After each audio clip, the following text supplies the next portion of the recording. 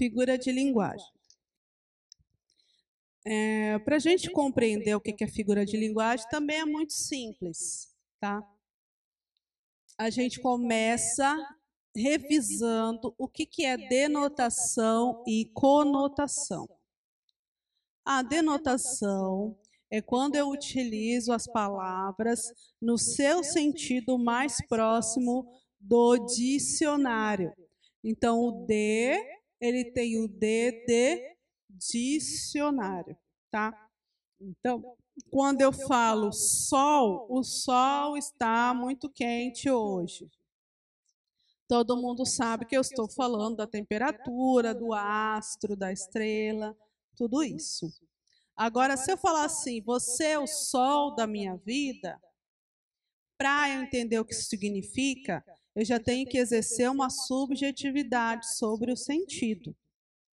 Então, a denotação, ela é o sentido aceito pelas pessoas, está no dicionário. A rosa é uma flor perfumada. Não tem que eu filosofar sobre isso. Agora, a conotação, ela depende do contexto, de quem fala ou de quem escreve. Então, a conotação, ela tem o C de contexto. Entre um grupinho de amigos, a gente pode criar uma palavra ou utilizar uma palavra que se refere a alguma coisa, uma piadinha que só a gente entende. Então, a conotação, ela está ligada ao contexto e a denotação está ligada ao sentido do dicionário. Os nervos estão à flor da pele. Então, isso é uma conotação, tá? Porque ninguém tem flores em sua pele. Mas, ao mesmo tempo que ele é subjetivo, já caiu em senso comum. Quando alguém fala assim, os nervos da fulana estão à flor da pele, a gente já sabe que a pessoa está nervosa, ok? Então, denotação tem o D de dicionário. Sendo assim, figura de linguagem é o uso das palavras no sentido conotativo, no sentido do contexto, e não no sentido do dicionário, ok? Então, aqui nós temos um resumo de todas as figuras, tá? Mas nós vamos rever as principais, as que mais caem em exames. Quando eu falo de figura de linguagem, na verdade, eu estou falando de conotação, sim, mas nem toda figura ela é de linguagem, tá? Nós temos as figuras de palavras, nós temos as figuras de pensamento, a desconstrução e a de som ou harmonia. Tudo bem? Mas nós vamos ver as principais. Sempre começamos e nunca deixamos de falar de metáfora. E eu gosto sempre de falar para meus alunos o seguinte: a metáfora, para você entender a metáfora, você tem que lembrar do que é um adjetivo. Adjetivo é quando eu dou uma característica para alguém. Ele é muito educado. Ela é muito carinhosa, tá? Mas quando eu quero qualificar a pessoa e eu não encontro uma palavra lá no dicionário que descreva, eu posso pegar, ou eu geralmente pego uma outra palavra e coloco naquele lugar e crio uma figura, uma imagem. Eu falo assim, ela é um doce. Quando eu falo que ela é um doce, eu quero dizer que ela é educada, que ela é carinhosa, que ela é uma pessoa prestativa, amigável, alegre, bondosa. Ó, quantas coisas. Como eu não queria falar tudo isso, eu falei assim, ela é um doce. Então, a metáfora, ela é uma caracterização. E por que eu chamo de figura de linguagem? Porque eu quero criar uma figura, eu quero criar uma imagem para o meu interlocutor. Eu quero criar uma imagem para quem está me ouvindo. Ah, você conhece o irmão da fulana? Conheço. Ah, ele é bonito, né? Ah, mas ele é um ogro. Eu crio uma imagem na cabeça da pessoa que está me ouvindo.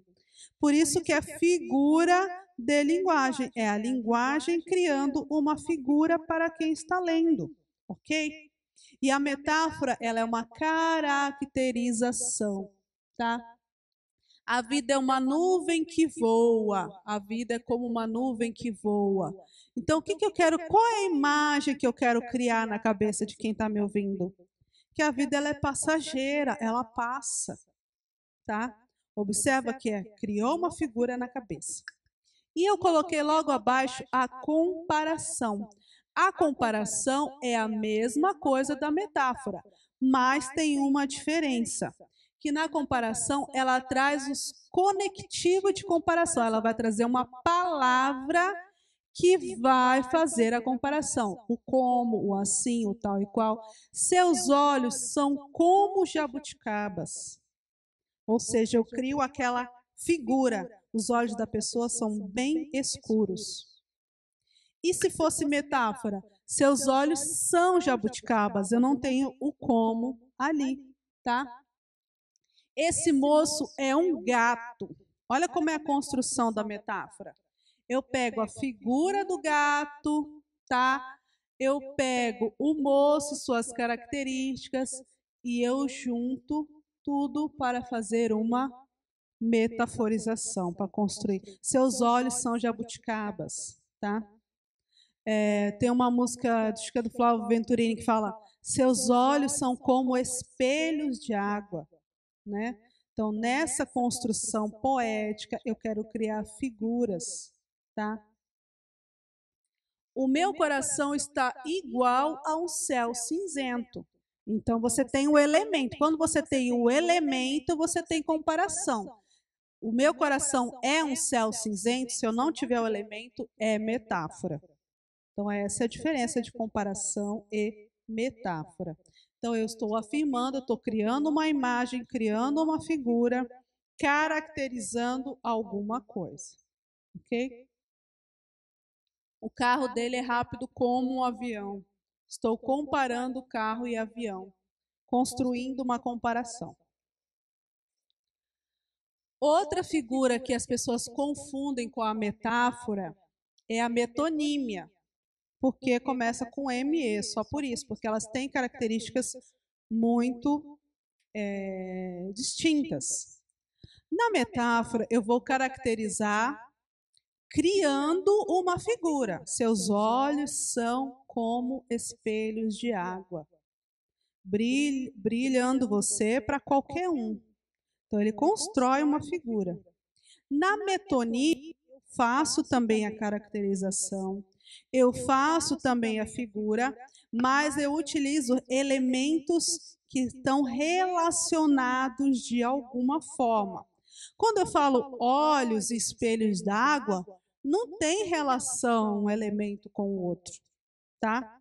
Mas a metonímia, ele tem que ter relação. Ó, eu tenho muitas cabeças de vaca na minha fazenda. O que a pessoa quer dizer com isso? Que ela tem muitas vacas, muitos bovinos na sua fazenda. Mas ele utiliza a expressão cabeça, ou seja, a parte do animal, porque você conta pelas cabeças, para fazer a construção da metonímia. A gente chama isso de parte pelo todo, né? Você pega uma parte do elemento para você fazer a construção da figura. Tem que ter uma relação. Comi um prato de comida. Comi um prato de arroz. Você comeu o prato ou você comeu o arroz? Você comeu o arroz. Mas quando a gente constrói, comi um prato de comida, você pega o elemento prato, que serve para pôr alimento, substituindo a palavra arroz. Então, há uma relação. Ele joga igual, ele é um Pelé jogando bola. Eu peguei a figura de um jogador e fiz a caracterização do outro pelo um elemento que tem uma relação, tá? É diferente da metáfora, onde a minha criatividade ela vai para qualquer lugar. Então, metonímia e metáfora são parecidos, mas a metonímia, ela tem elemento de relação, ela é um método, tá? Junta algo que tem relação com o outro. Esse Portinari é magnífico, ou seja, o quadro, tá? E o que cai bastante são esses aqui, ó. De marca, a gente fala assim, eu vou limpar meu vidro com cotonete. Cotonete é a marca, não é o nome do produto. O produto é Artes Flexíveis. Tanto é que agora tem outras marcas, tá lá, Arte Flexível, fulano de tal. Mas antes a gente só fala, até hoje acho que a gente só fala cotonete, né? Bombril é marca também, mas a gente não fala que vai lavar a panela com Assolan.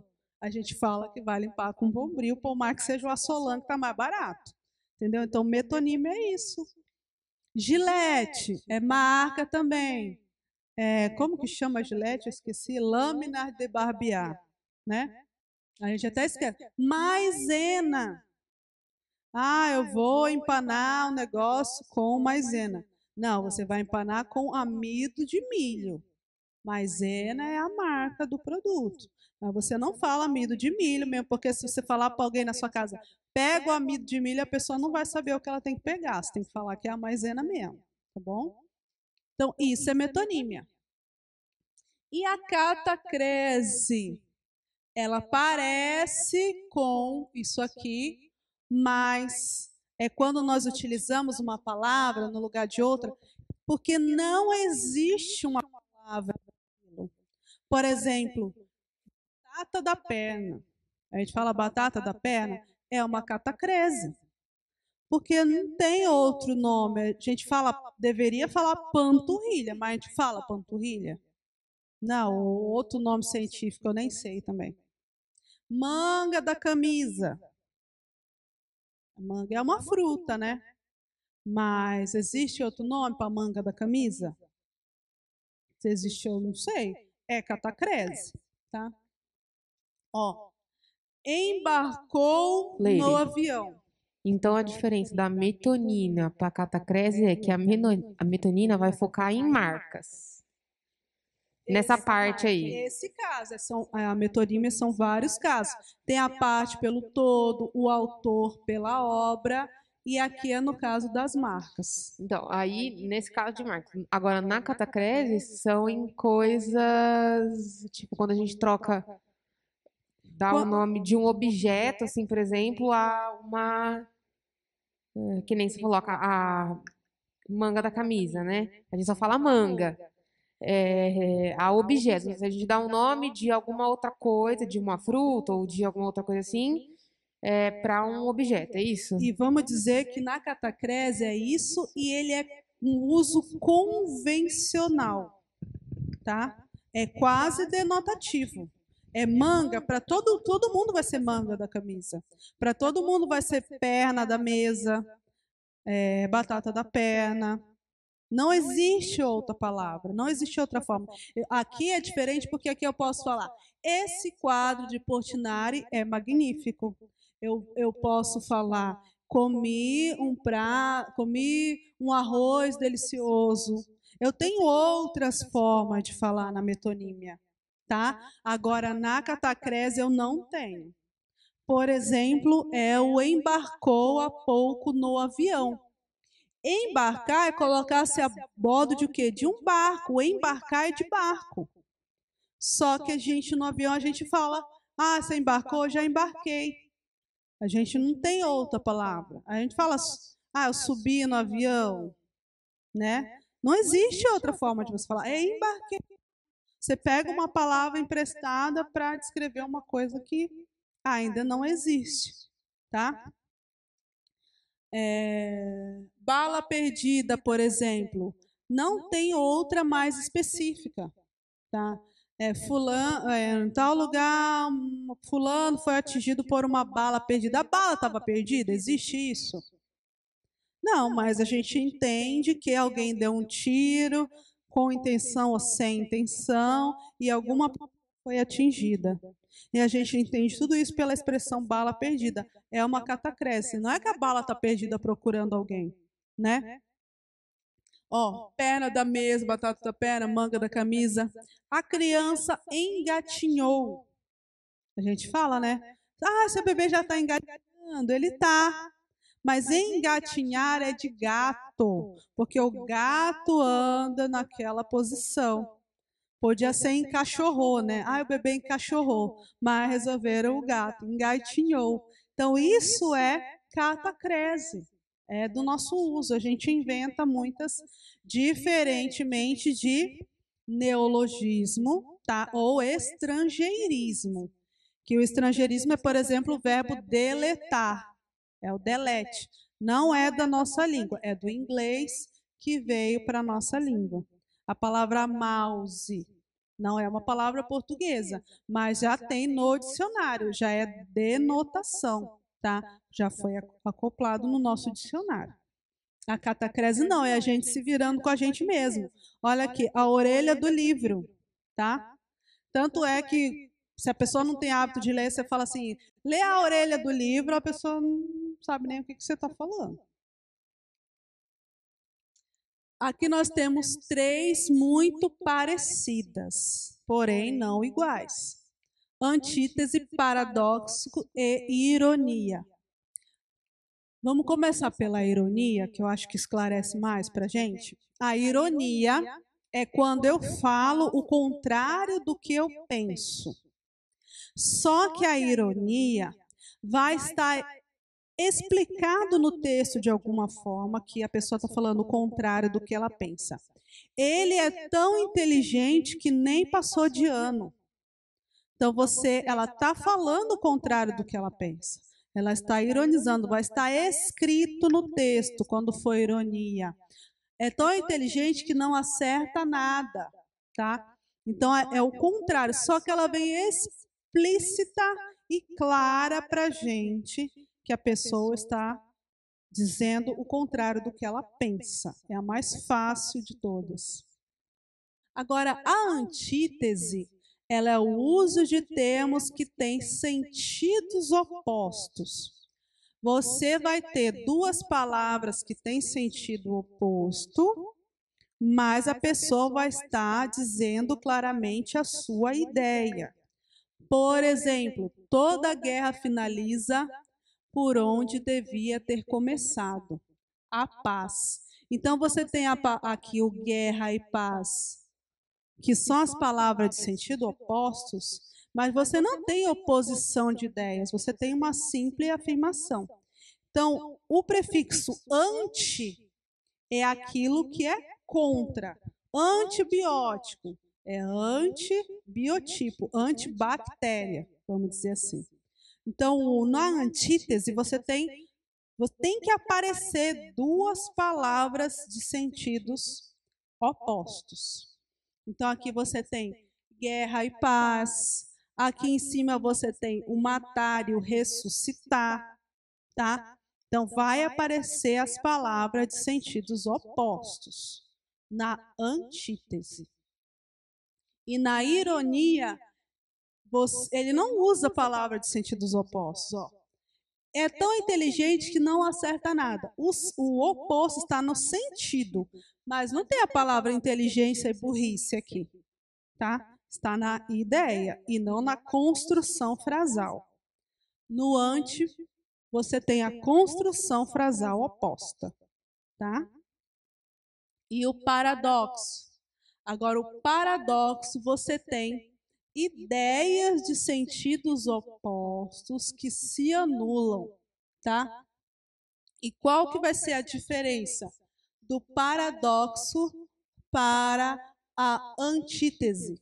É que no paradoxo você tem uma afirmação que ela vai ser absurda de certa forma.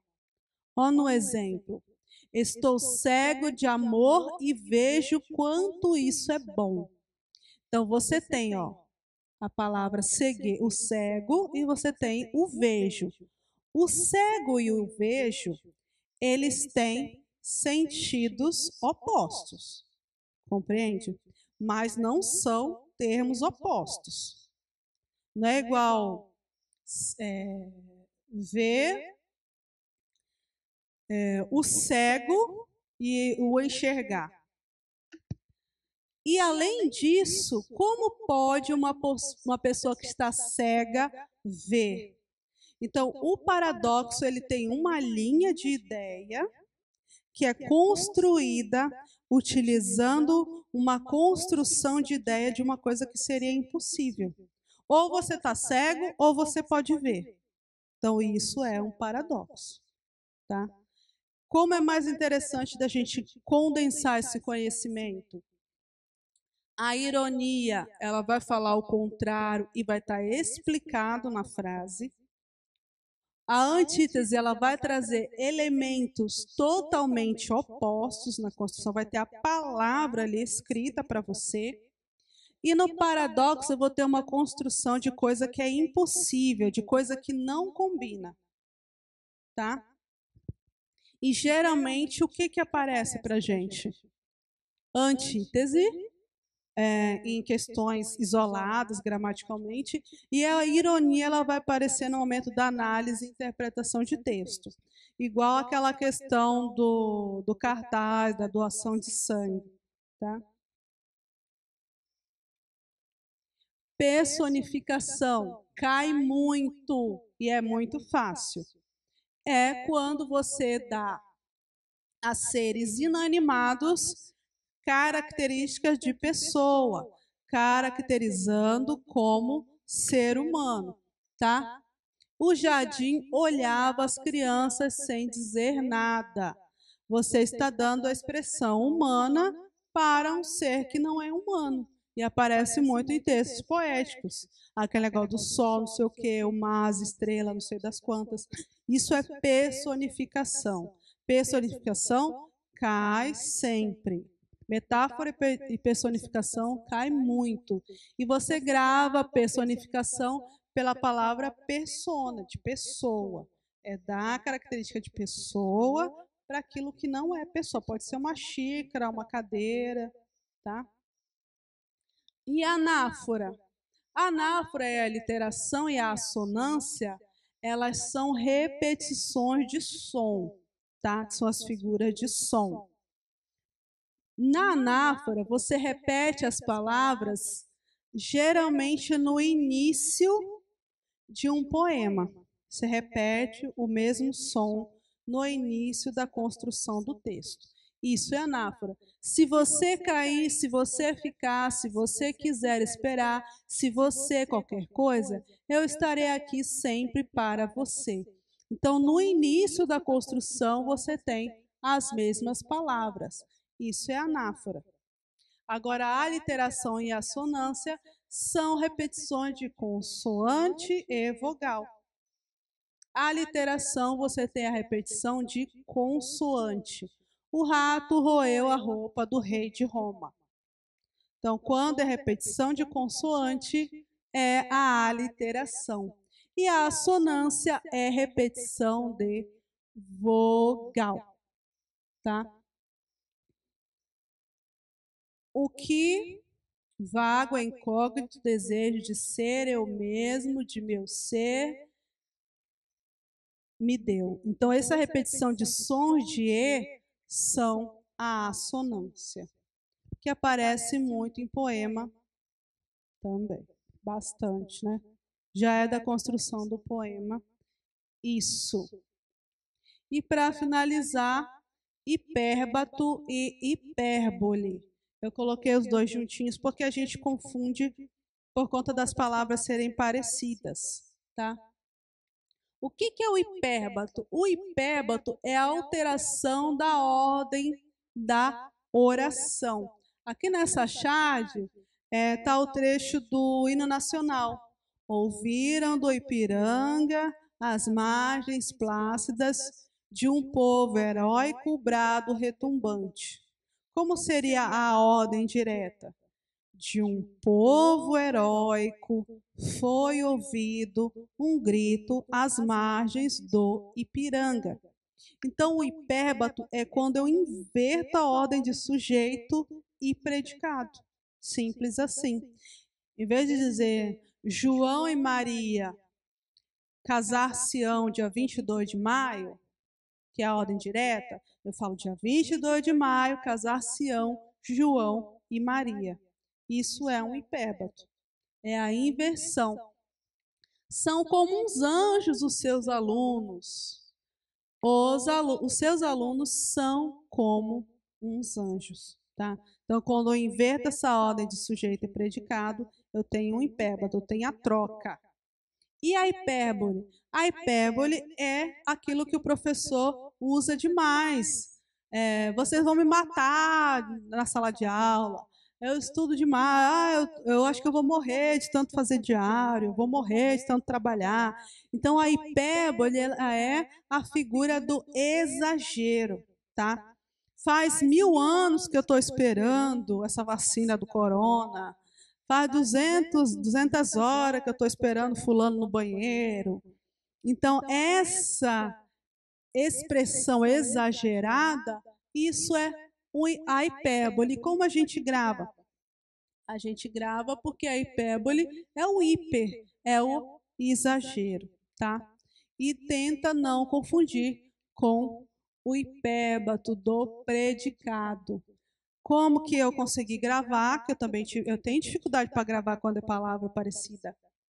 O hipérbato é a inversão de sujeito e predicado. A palavra sujeito e a palavra predicado terminam com a mesma vogal da palavra hipérbato, que é o O. Foi assim que eu gravei, entendeu? Amém, Jesus, gravei assim. Agora já entrou no automático, mas quando a gente está estudando, meu amor, tudo que vier é lucro. Então, hipérbato é a inversão de sujeito e predicado. Sujeito e predicado termina com o, hipérbato também. A hipérbole é a figura do exagero, tá bom? E aqui é os professores, vive nadando em dinheiro, tá vendo? É a figura do exagero, tá? Então, essas são as principais figuras que a gente vai ver. Eu vi uma questão também sobre a silepse. Eu nunca vi concurso, assim, questão com silepse, mas tinha um concurso, eu não sei se é o Dilema ou de Pirassununga, que eu olhei lá a prova, que tinha uma questão de silepse. Então, eu trouxe essa aqui para a gente ver. O que é silepse? Ela se apresenta de várias formas. Uma forma é quando você retira um termo da oração. Ana e Maria são muito alegres. Gostam de brincar e terça-feira vão na casa da sua tia Maria. Eu não repeti o termo Ana e Maria são alegres, elas gostam de brincar, elas irão na casa da sua tia. Quando eu não repito o sujeito nas outras orações complementares, eu estou utilizando a silepse, estou retirando o termo da oração. Mas qual que é a magia do momento? É que a silepse ela pode ser de gênero, de número e de pessoa. Qual é a dica? Não confundir silepse com erro de concordância. Olha aqui. Vivemos na bonita e agitada São Paulo. Então, eu não estou dizendo aqui, o meu verbo ele não vai concordar com a palavra São Paulo, porque nós temos aqui um nós vivemos. Nós temos um sujeito que está oculto ali. Então, qual que é a dica? Aquela lá do começo. Ó. Pega o verbo. Qual é a informação? Ah, o verbo está me falando que tem algumas pessoas que moram em São Paulo. Essas pessoas não estão escritas aí. Quem são elas? Então, é um sujeito oculto. É sujeito inexistente? Não, porque não é uma informação neutra, não é verbo fazer, nem haver, nem ser, tá? Vivemos a bonita cidade de São Paulo. A maioria dos clientes ficaram insatisfeitas com o produto. Silepse de número. Então, o que acontece aqui? a maioria dos clientes. Por que que eu não falei a maioria dos clientes ficou? E utilizei o ficaram. Ele está concordando aqui com clientes e não com maioria. Ou seja, ele está concordando com o seu sujeito, tá? E não com o complemento. Ele está concordando com o núcleo do sujeito. Então, quando eu tenho um professor que ele fala assim, quando soa estranho, provavelmente está certo. Então, lembra que na concordância do sujeito composto, ele pode concordar com o sujeito ou ele pode concordar com o mais próximo. Então, aqui ele está concordando com o termo mais próximo. Os clientes ficaram insatisfeitos com o produto. Todos terminamos os exercícios. Nesse caso, ele está concordando com o nós, que está aqui oculto, tá? Todos terminaram os exercícios. Quando eu falo todos terminamos, eu estou me incluindo, tá? Por isso que essa construção, ela parece estranha. Se aparecer isso, que eu duvido muito que apareça, mas se aparecer, o que você faz? Pega o verbo e tenta localizar o sujeito. E principalmente vai aparecer com o sujeito oculto. Todos nós terminamos os exercícios. Ele está concordando com o nós que está oculto aqui, tá? Então, não é um erro de concordância. Ele suprimiu, ele retirou o sujeito. Tudo bem? Então, fica naquela dica. Pega o verbo, tenta entender que informação que o verbo está falando, de quem que ele está falando, para você poder construir a sua resposta. Com calma, sem desespero. Aqui nós temos o próximo exercício que você já tem aí, que a gente vai resolver em casa. E aí, eu vou tentar gravar essa resolução em casa e disponibilizar para vocês estudarem isso em casa. Porque as próximas aulas já vão ser da parte de bibliografia básica, dos autores, BNCC e tudo mais, e é muito conteúdo. Então, a gente não vai conseguir parar tanto para resolver questões, tá? E aí, mas aí eu vou fazer da mesma forma, comentando e respondendo em casa, e daí vocês vão tirar um pouquinho de tempo em casa para estar fazendo isso. E aí eu coloco na plataforma também, para vocês verem a hora que vocês puderem. Tudo bem?